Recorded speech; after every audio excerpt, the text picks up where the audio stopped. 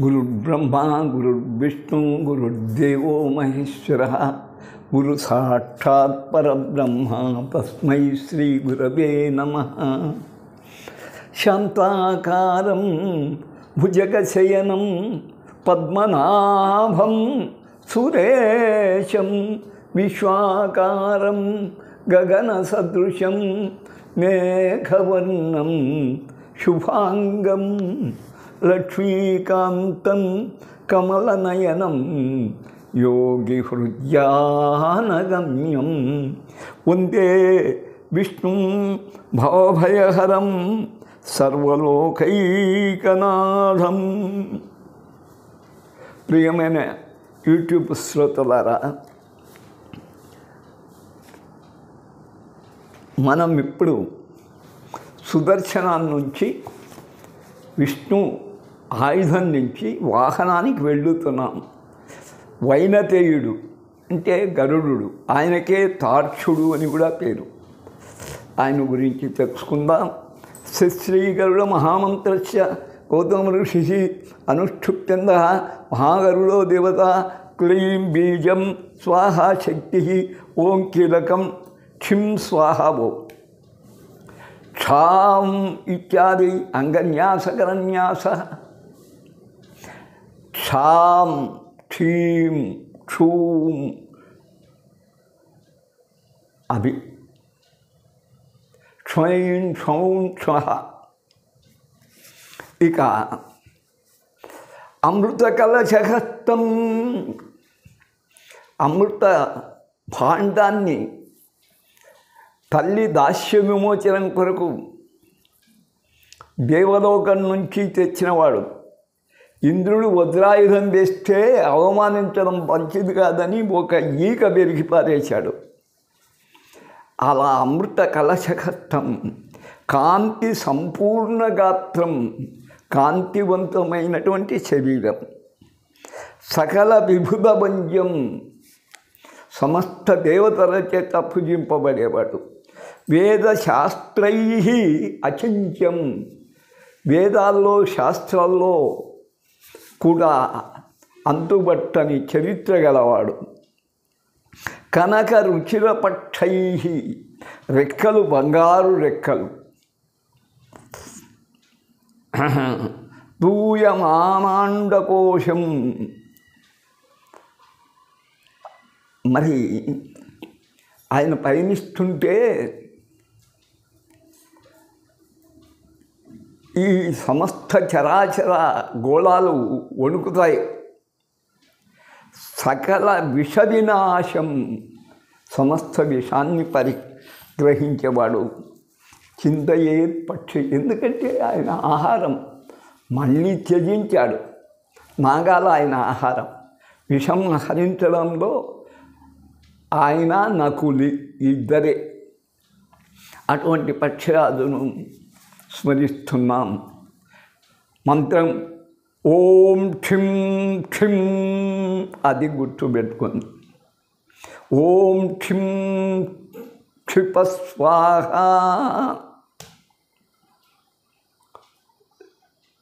బుద్ధగారుడమని క్షిప్రవోం స్వాహ అని చెప్తూ ఉంది. ఓం నమ పక్షిరాజాయ హ్రీం క్షిప ఓం స్వాహ. విషస్తంభనంలో పాము గర్చి ఉంటుంది. లం ఓం విషం స్తంభయ స్తంభయ అనాలి. విషాన్ని దహించి వేయాలి. రం ఓం పక్షి స్వాహ, రం దహ దహ, పచ పచ దహ దహ. విష సంప్లావనే ఓం పక్ష, ఓం పక్షి ఓం స్వాహ విషం సంప్లావయ. మరి ఈ విధంగా అనేక మంత్రాలు ఉన్నాయి. ఇక్కడికి గరుడు చాలు. ఇంకా కార్తవీర్యునికి పోదాం. కార్తవీర్యుడు ఒక విధంగా విష్ణు అవతారమే. కానీ గర్వించినప్పుడు దానికి బుద్ధి చెప్పిన అవతారం పరశురామ అవతారం. ఆయన కూడా మహాగర్వించినప్పుడు ఆ గర్వాన్ని అణిచిన వాడు శ్రీరామచంద్రుడు. ఒక్క యుగంలోనే ఇలా జరిగాయి. అస్యశ్రీ 1000 చేతులు గలవాడు. మరి రావణాసురుడు వెనక పక్కన వచ్చి వీడిని నీటిలో ముంచాలి అంటే వాడు వెనక ఇట్లా చేతులు వేస్తే ఈత కొట్టేటప్పుడు అదే పడు 1000 చేతులతో వాడిని కట్టుకున్నాడు. గడ్డకు తీసుకుపోయి ఇదో ఇవి విషపురుగును జైలు అయిపో అన్నాడు. మళ్ళీ బ్రహ్మదేవుడు వచ్చి ప్రార్థించి పిలిపించాడు. అది వేరు రావణ బ్రహ్మ. కార్తవీర్యార్జన మహామంత్రస్య దత్తాత్రేయ ఋషి. ఆయనకు అంత శక్తి ఇచ్చింది దత్తాత్రేయుడే. అనుష్ఠుప్చంద కార్తవీర్యార్జనో దేవత. ఆయన కూడా దేవతా స్వరూపం విష్ణువు ఉన్న. రాం బీజం శ్రీం శక్తి క్రోం కీలకం. ఓం ఆం హ్రోం శ్రీం అం. ఓం ఐం క్రీం భ్రూం ఈం. ఓం వుం అం హ్రీం వూం. ఓం ఏం క్రోం శ్రీం ఐం. ఓం ఓం హుం ఫట్. ఔం ఓం అం ప్రోం శ్రీం క్రీం బ్రోం ఆం హ్రీం క్రోం శ్రీం హుం ఫట్. ఈ 6 అంగన్యాస కరన్యాసాలకు వినియోగించుకోండి. కొంత కష్టం. ఆయన ఎట్లుంటాడు? ఉజ్జత్పూర్ణ సహస్రకాంతి, సూర్య సహస్రకాంతి, ఉదయించుతున్న 1000 కిరణముల సూర్యుని కాంతితో ఉంటాడు. అఖిల క్షోణీధ వైర్వందిత. మరి నిజంగా ప్రపంచంలో ఆనాడు ప్రపంచంలో ఉన్నటువంటి శత్రువులు కూడా ఆయన్ను పోయినారు. హస్తానాం శతపంచకేన చ. 105 విదదత్ చాపానిషుస్తావత. హస్తమునందు 105 500 ఆయుధాలు ధరించి ఉంటాడు. కంఠే హాటక మాలయ. కంఠంలో బంగారు మాల. పరివృత చక్రావతారో హరి. ఈయన కూడా చక్ర అవతారమే. హరి యొక్క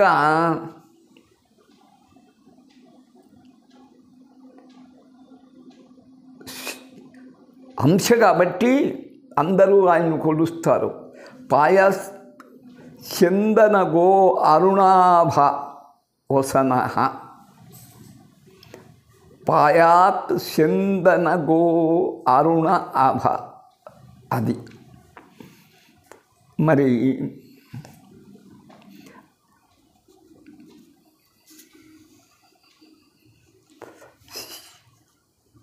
చందనము ఎర్రటి ఆవులాగా ఉన్నటువంటి ఎర్రటి వస్త్రం కట్టి ఉంటాడు. కార్తవీర్యో నృప.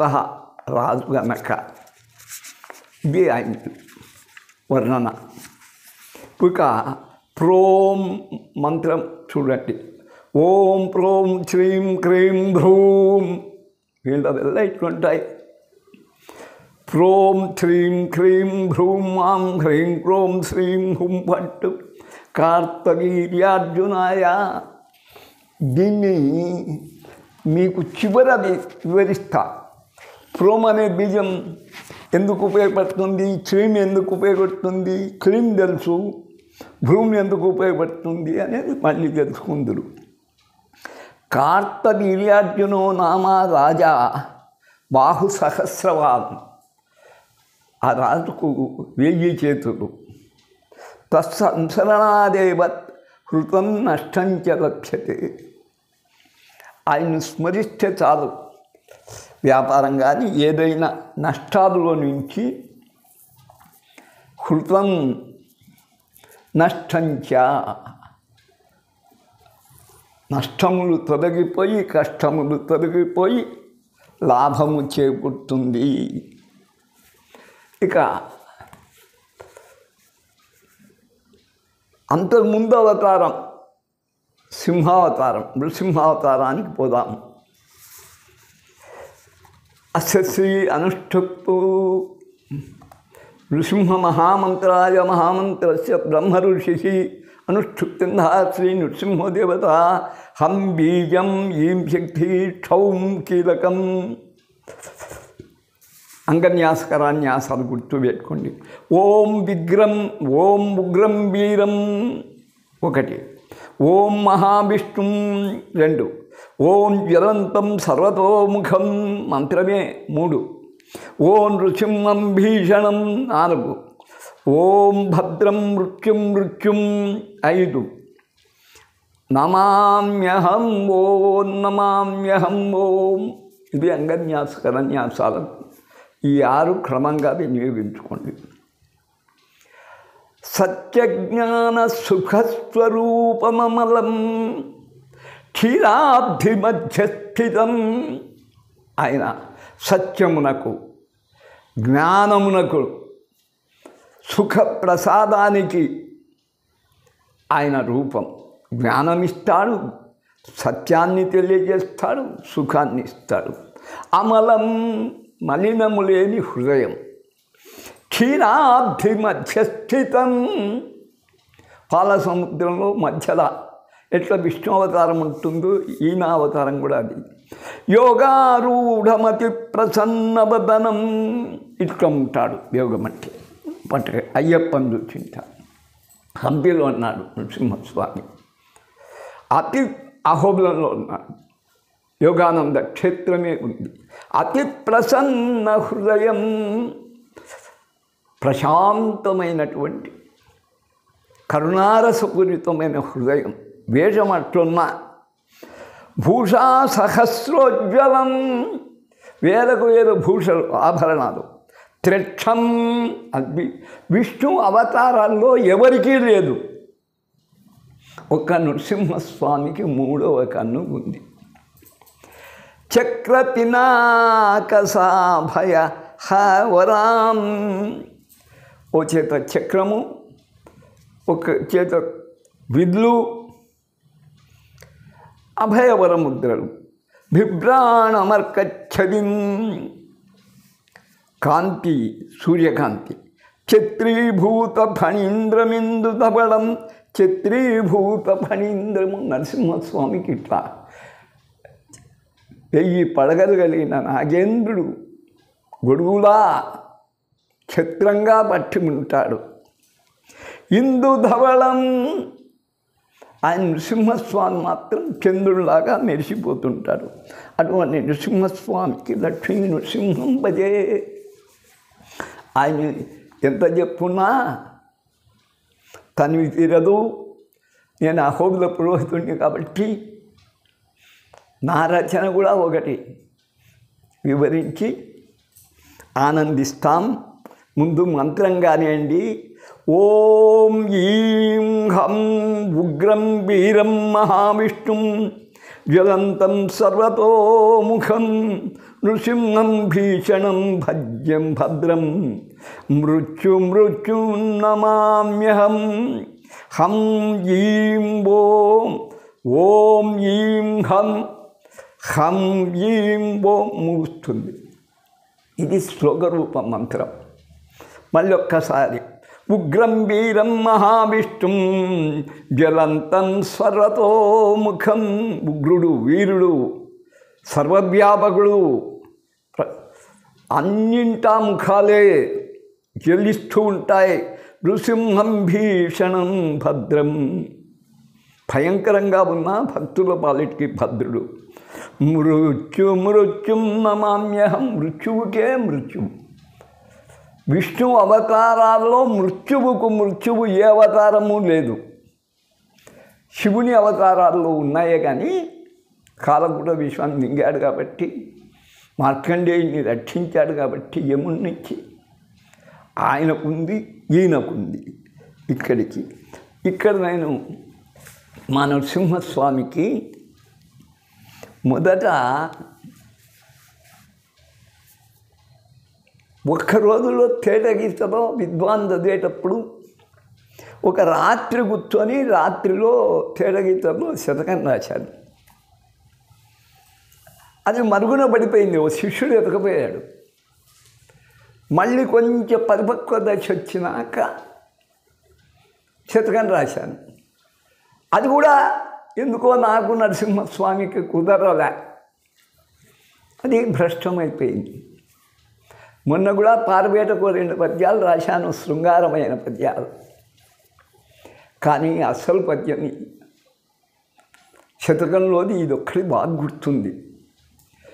కాలాగ్ని చాట్పున క్రాలెడు నీ కనులు కనక కశిపు మేను కాల్చకునే. ప్రళయకాల అగ్నిలా దగదగ మెరిసే ఆ అగ్నిగోళాల్లాంటి ఆ కన్నులు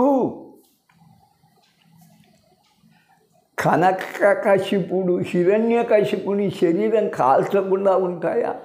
అది అప్పుడు 3వ నేత్రం కూడా తెలిచాడు, అది అగ్నినేత్రం. ప్రళయకాల అగ్నిగుండాల్లా ఉన్న 3 అగ్నిగోళాలు మరి హిరణ్యకశిపుని శరీరం కాల్చకుండా ఉంటాయా? గిరి శిఖరములెల్ల గిల్ల జాలడి గోర్లు ప్రహ్లాద జనకుని రక్కకునే. ఆయన ఉక్కు స్తంభం నుంచి పుట్టాడు. ఆయన శరీర దార్ఢ్యం అవి ఆయన గోర్లు ఎట్లున్నాయి, గోర్లతోనే చంపాలి, ఆయుధాలతో చంపబడుతూ. గిరి శిఖరాలు, పర్వత శిఖరాలను అలా గిల్లి వేసేంత కఠినంగా ఉన్నాయట.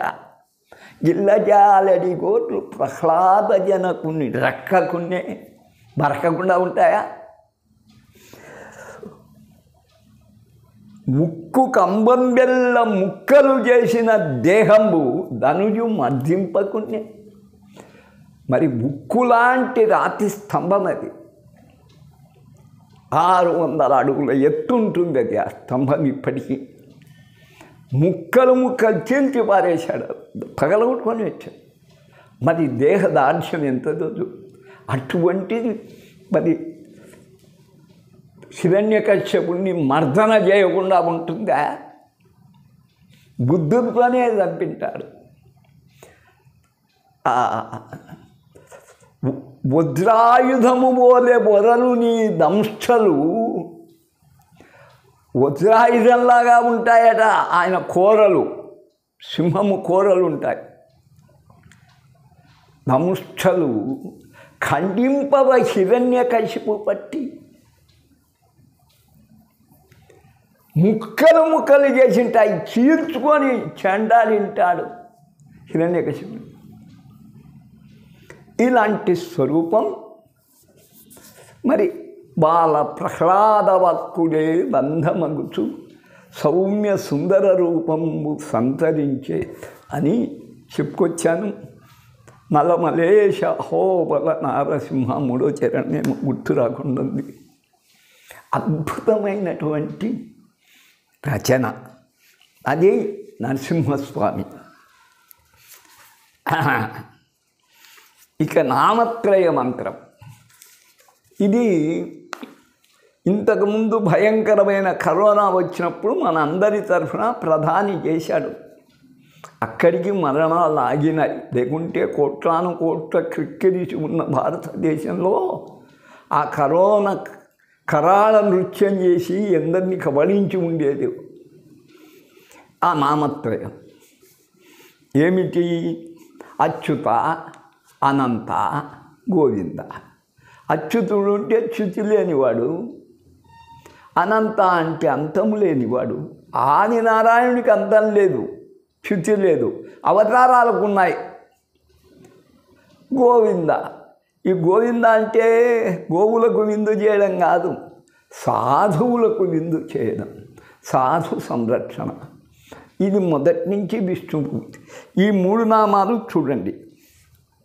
నామత్రయ మహామంత్రస్య కశ్యప అత్రి భరద్వాజ ఋషయ. కశ్యపుడు అత్రి ఆది ఋషులు, భరద్వాజుడు. అనుష్ఠుప్చంద మహావిష్ణు పరమాత్మా దేవత అచ్యుతాయ నమ బీజం, అనంతాయ నమ శక్తి, గోవిందాయ నమ చెప్పే కీలకం. అచ్యుత అనంత గోవింద, మళ్ళా అచ్యుత అనంత గోవింద, అంగన్యాసకరన్యాసాలు. సమస్త దుస్తర వ్యాధి సంగధ్వంస పటీయసే, పరింటుటకు వీలు కాని కరోనా లాంటి భయంకరమైన వ్యాధులను మశూచి పూర్వం, కలరా ఇటువంటి బాధలను ధ్వంసం చేయడంలో ఆరితేరింది. ఏది నామాలు. అచ్యుతానంద గోవింద నామ్నే ధామ్నే నమో నమః. అచ్యుత గోవింద అనే నామ నీకు మూల పురుషుడైన ఆ మహాత్మునకు నమస్కారం. మంత్రం అచ్యుతాయ నమః, అనంతాయ నమః, గోవిందాయ నమః, అచ్యుతాయ నమః. నేను ఇక్కడ అమ్మవారికి 4 ప్రదక్షిణ చేస్తా, హ్రూం జూం సహా. ఇది మృత్యుంజయ మంత్రమే. నెక్స్ట్ అచ్యుత అనంత గోవింద 2వ ప్రదక్షిణ. 3వ ప్రదక్షిణ త్రయంబకం యజామహే, అది విష్ణు శివమయాలు. అమ్మది వసిని కామేశ్వరి మోదిని, సర్వరోగహర. ఇక్కడికి మనకు కొందరికి దాటుతున్నాం.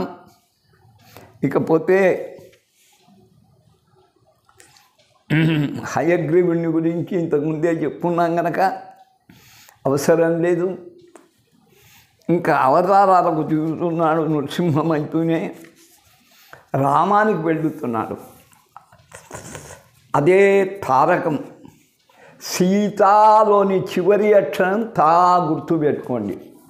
రామలోని మొదటి అక్షరం రా.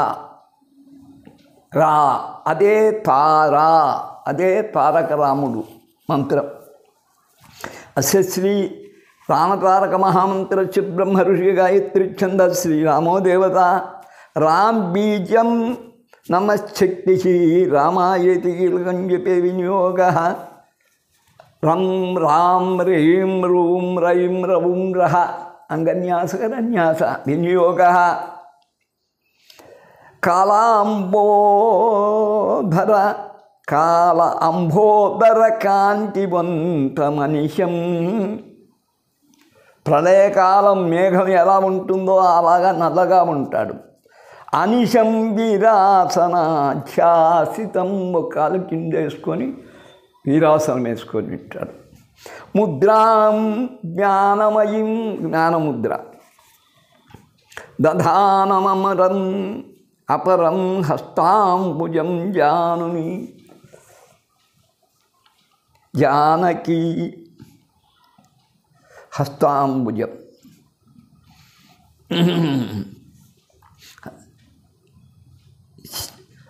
హస్తంలో పద్మం. సీతాం పార్శ్వగతాం సరోరుహకరాం. సీతను ఎడమ చేతిలో పట్టుకొని ఇట్లా ఆలింగనం చేసుకున్నట్టు ఉంటాడు. కానీ ఋగ్వేదులు కుడి ప్రక్క సీతమ్మను పెట్టి పూజించడం కూడా ఉంది. ఆచారం తిరుపతిలో మన రామాలయం, కోదండ రామాలయం ప్రసిద్ధం. అక్కడ కుడి చేతిలో అమ్మ ఉంది. ఇది భేదం. పార్శ్వగతాం, అందుకే ఎడమ కుడి చెప్పల దాటుకున్నాడు కవి. సరోరుహకరాం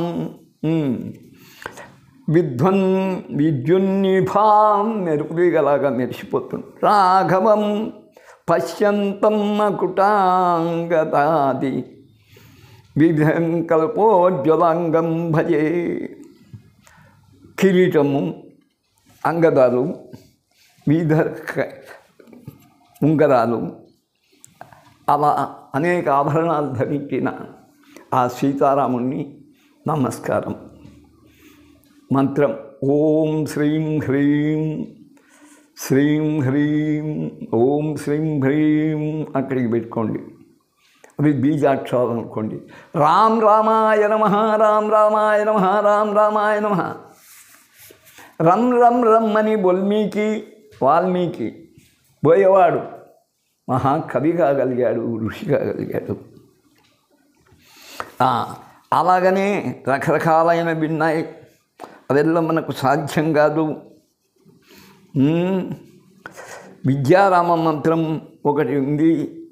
ఐం హ్రీం శ్రీం ఐం సౌ స రామ్ రామాయ. చూడండి, హసక హల హ్రీం క్లీం రఘునాథాయ సౌహు సకల హ్రీం ఐం హ్రీం జానకి వల్లభాయ. ఇక్కడ ఐం హ్రీం శ్రీం ఐం సౌ అది చెప్తూ రామ్ రామాయ కయేయిల హ్రీం అని చెప్పి రామాయ, క్లీం హసకహల హ్రీం క్లీం రఘునందనాయ సౌహు. మరి కయేయిల హ్రీం ఇక్కడ ఏం చెప్పవచ్చు, అక్కడ సకల హ్రీం చెప్పుకోవచ్చు. ఏదైతేనే జానకి వల్లభాయ స్వాహ. ఇంకా సీతమ్మ చెప్పుకోకుంటే కుదరదు. ఆమెకేం లేదు. శ్రామ్ శం అనేది శాంతం. ఆమెకు ఉద్రేకం కలిగిందో శతకంఠరాముణ్ణి సహస్రకంఠరాముణ్ణి క్షణంలో దుర్మాడగలదు. శ్రాం శ్రీం శ్రూం శ్రైం స్రౌం స్రహ. అమ్మను ఒక్కసారి రామోధ్యాయతి త్వామేవ సుషుమ్నాం పరమేశ్వరి.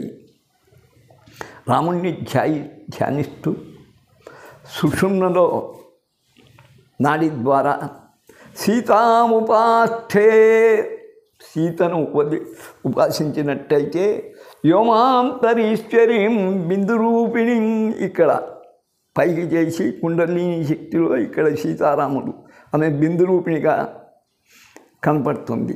సీతాం భగవతిం దేవీం వందే రాఘవ సంయుతాం. ఒక్కరిని ఎప్పుడు పూజించవుడు, సీతారామాన్ని పూజించాలి. సువర్ణాంభుజకరాం రామలోకన తత్పరాం. అది సువర్ణాభాం, బంగారు రంగులో ఉంటుంది. బంగారు పద్మాన్ని చేత ధరించి ఉంటుంది అనకు. అటువంటి సీతకు నమస్కారం.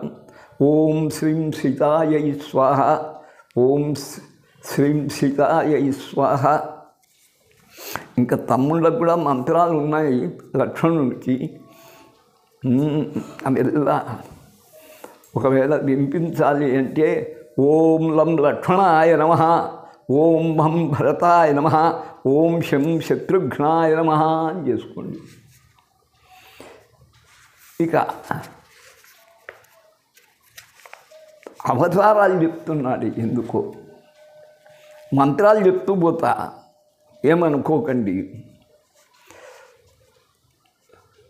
మత్స్యరాజాయ విద్మహే మహామత్స్యాయ ధీమహి తన్నో మత్స్య ప్రచోదయాత్. ఇంకా ఆయన మత్స్యం. ఓం మాం హ్రీం క్రూం మం మత్స్యరాజాయ నమః చాలు. ఓం నమో భగవతే కుం కూర్మాయ నమః, ధరాధరాయ ధురంధరాయ నమః. ఏదైనా సరే. ఇక ఓం నమో భగవతే వరాహ రూపాయ భూర్భువస్వరం భూర్భువస్వః పతయే భూపతి త్వం మే దేహి తపయ స్వాహ. వామనః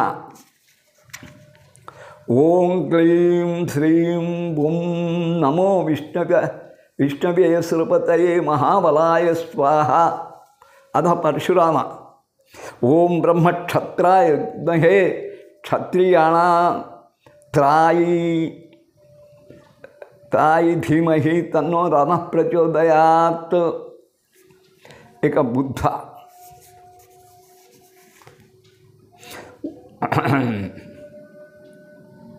ఓం నమో భగవతే బుద్ధ సంసారణ తారక కలికాల దహం భీతి శరణ్యం శరణంగత. చాలు. కల్కి అవతారం. కం కల్కినే హృదయంతోయం మంత్రం ప్రోక్తం పదక్షరం ఏవం ఆరాధితో మంత్ర సంగ్రామే విజయప్రదాహ. అది ఇక పరమభక్తుడైన ఆంజనేయుడు ఉన్నాడు. మాకు ముఖ్యం కాబట్టి ఈయన గురించి చెప్పుకోవాలి. ఓం హ్రీం హరి మర్కడ మర్కడాయ స్వాహ, అది ముఖ్యమంత్రం. అలాగే పంచవదనుడైన హనుమంతుడు ఉన్నాడు. ఆయన మంత్రాలు చాలా విచిత్రంగా ఉంటాయి. పంచాక్షరి హనుమంతుంది చెప్పి హ్రౌం హ్రౌం హ్రీం హ్రౌంకు యావత్తు, గ్లౌం సౌహు ఇక్కడికి రామమైపోయింది. అమ్మ రామమై. ఇక గోపాలానికి పోతాం. సంతాన గోపాలుడు అని ఆయనకు పేరు.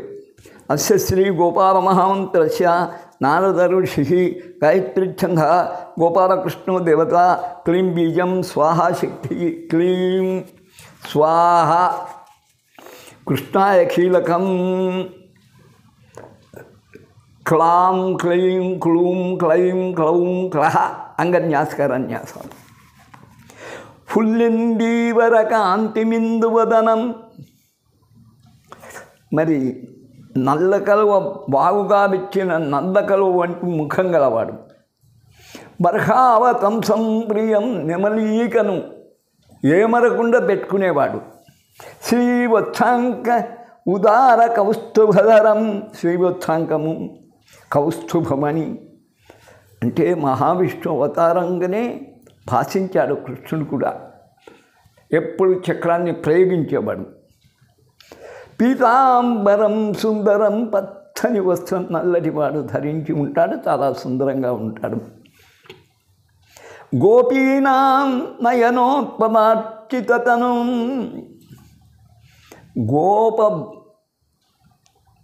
గోపికలల్లా కూడా ఆయన చుట్టే తిరుగుతుంటాడు. గోపాల సంఘావృతం. గోవులను పాలించే గోపాలుల చేత పిల్లలతో ఎప్పుడు కూడుకొని, బాల్యంలో అయితే వెన్న దొంగనిపించుకొని, పెద్దవాడైనాక గులభామాప్రియుడని రాసక్రీడలు చేస్తూ మనకు కనపడతాడు. అది వేదాంతం. గోవిందం కలవేణు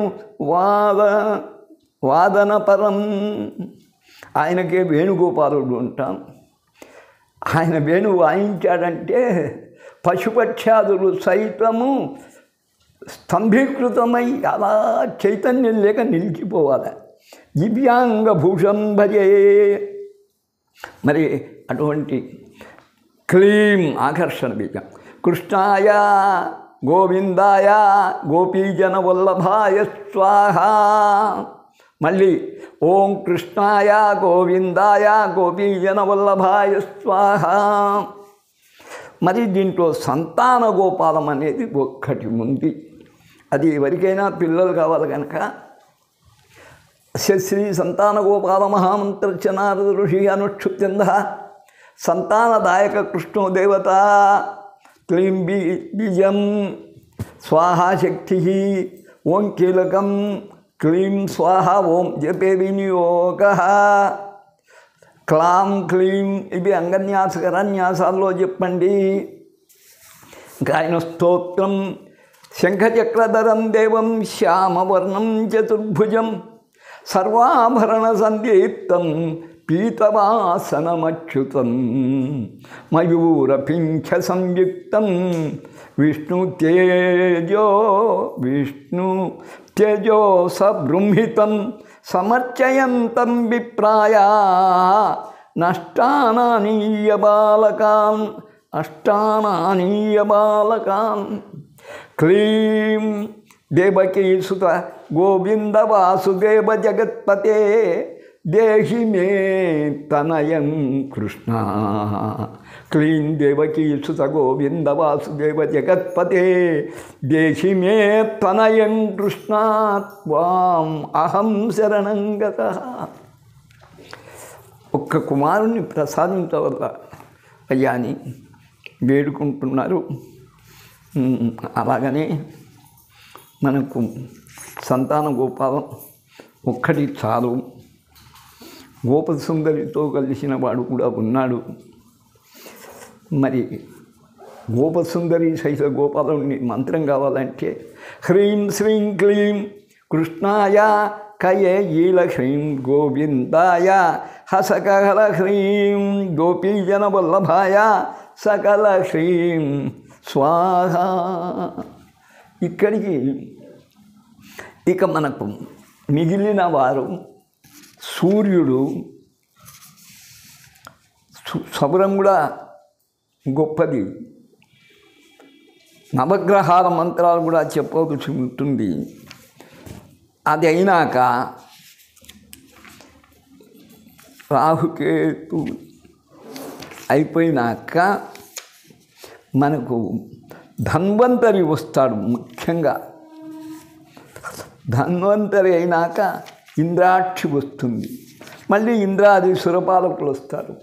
ఇలా పెంచుతూ పోయాడు కనుక నేను సూక్ష్మంగా కొంత చెప్పేస్తా. ఇవి అంత త్వరగా దిగేది కాదు. ఒక సూర్యుని ఒక్కడిని కొలుస్తాం. ఎందుకంటే నవగ్రహాలు ఇంతకుముందే అనేక సార్లు చెప్పాను. శ్లోక రూపంలో, మంత్ర రూపంలో. ఈ సూర్యుడిని అయితే చక్షుష్మతిలో అస్య శ్రీ సౌరాష్ట్రదేశే అష్టాక్షరీ మహామంత్రస్య బ్రహ్మ ఋషి గాయత్రి ఛంద శ్రీ సవితా దేవత గృణీరితి బీజం సూర్య ఇతి శక్తి ఆదిత్య ఇతి కీలకం. మరి ఆయన ఎట్లుంటాడు? రక్తాబ్జైకుమాం అభయదానహస్తం. ఎర్రని పద్మాలు 2 చేతుల్లో, అభయ హస్తాలు, ప్రధాన హస్తాలు 2. కేయూరహారాంగద కుండలాడ్యం. మరి ఆయనకేమి కేయూరములు, కడియాలు, కుండలాలు. మాణిక్యమౌళిం దిననాథమిడే. మణిని శిఖలో ధరించి ఉంటాడు. బంధూక కాంతిం విలసత్నేత్రం. ఎర్ర మంకెన పువ్వులాగా ఉంటాడు. ఆయన మంత్రం అందరికీ తెలుసు. అక్కడ చెప్పాను. ఘృణీ సూర్య ఆదిత్యోం, ఘృణీ సూర్య ఆదిత్యోం, ఘృణీ సూర్య ఆదిత్యోం, ఓం ఆదిత్యోం అట్లా రావాలి. మరి ఎన్నో మంత్రాలు సూర్యుని ఉన్నాయి. 9 అక్షరాల మంత్రం. ఓం హం ఖం ఖం ఖోత్కాయ స్వాహ, ఖ ఉత్కాయ స్వాహ. భాస్కర మంత్రం.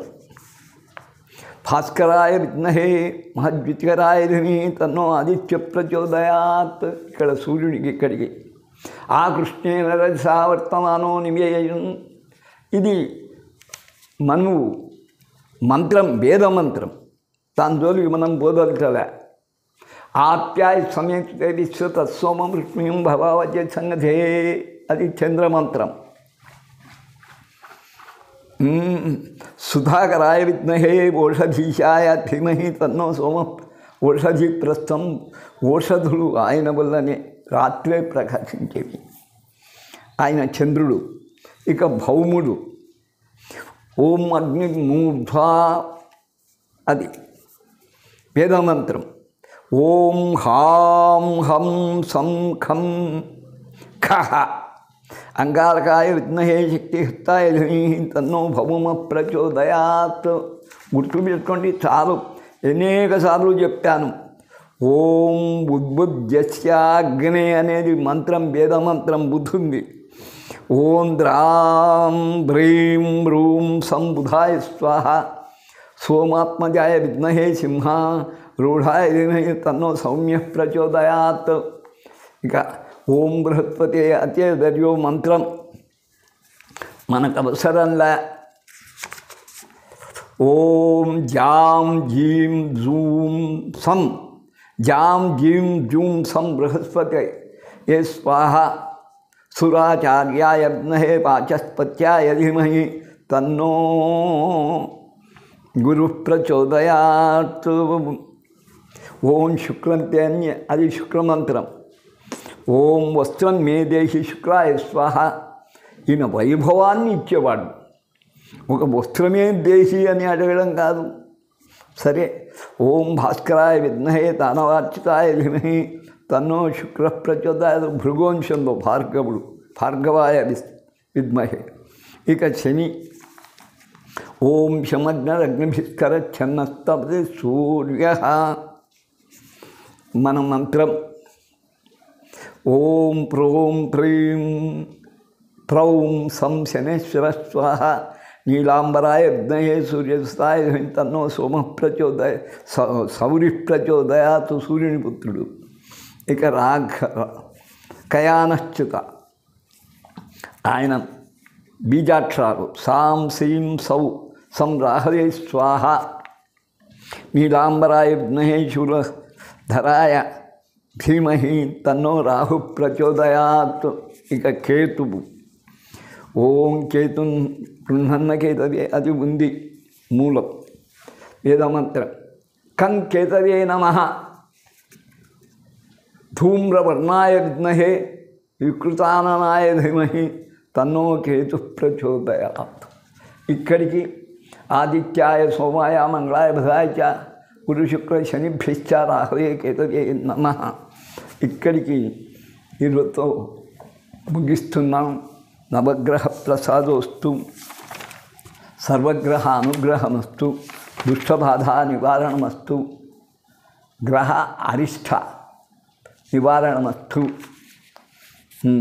ఇంకా ఎంత ఆశీర్వదించినా మనకు తృప్తి కలగదు. మనం ఇప్పటికీ కేతు వరకు ముగించాము. ఇది ఎన్నోదమ్మా? 24. ఓం తత్సత్. సర్వే జనా సుఖినో భవంతు. ఆదిత్యాది నవగ్రహ అనుగ్రహ ప్రాప్తిరస్తు.